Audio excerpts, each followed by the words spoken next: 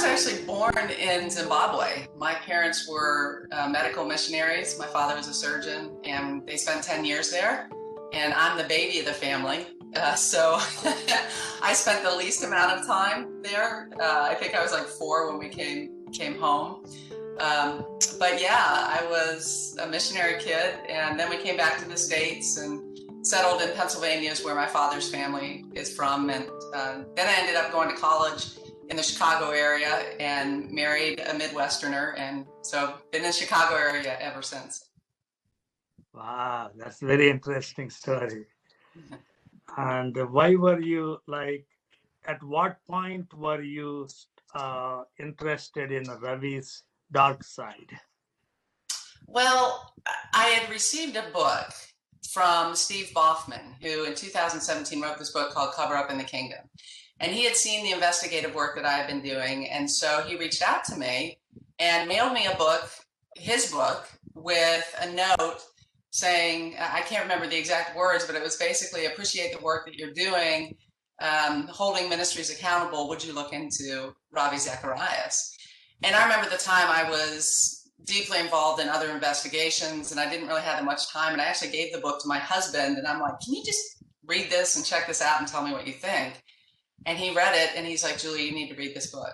And I read it, and I looked especially at some of the things in the back of the book, the appendix, and it had the suicide emails between Lori Ann Thompson, who we know is this Canadian woman that he was involved in this sexting relationship with. According to Ravi, it was a one-way relationship between her and him as sort of a ruse to extort money from him. But you read that email, and it's very clear that she wants to tell her husband about this relationship, and she's feeling a lot of guilt for it. And Ravi's responding, you know, if you do this, I'm going to have to bid this world goodbye, you know, very much pressuring her not to tell her husband. And to me, that seems very strange from a man who says he was an innocent partner in this whole relationship. And so then I began looking into it, and it was a months-long process, like probably 9 to 10 months before I got the final pieces that I felt like I was able to publish. But it was clear to me when I read the lawsuit, the 2017 lawsuit that Ravi had filed against Lori Ann Thompson and her husband Brad, it was just very clear to me that some of the claims in there were false. Like, for example, it said that they had sued their pastor before. Well, their pastor had been found guilty by his denomination of extorting money from his own people, or at least manipulating them in such a way that they would invest in his companies. And I think it was about $2 million that all told, not just the Thompsons, I think they were the biggest donors because they had a lot of money, but he had taken a lot of money from them, and the denomination found him guilty of that. And so to present it in that light in the lawsuit seemed very disingenuous to me.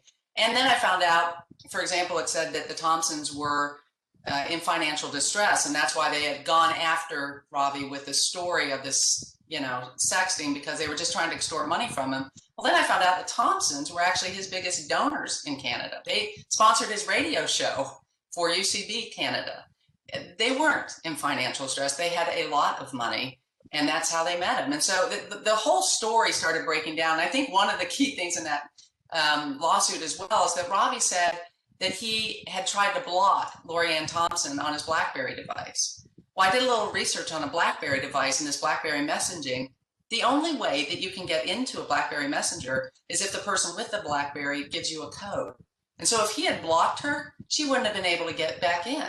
So the fact that he admitted that he had gotten these nude photos from her, and that he was saying that he was blocking her on BlackBerry Messenger and she somehow is still getting in, it just didn't hold water. There were so many things in that lawsuit. When I looked at it, I just said, this doesn't add up. So that was kind of my initiation. At that point, I had no idea about the allegations that Ravi had sexually abused and harassed these women at the health spas that he co-owned.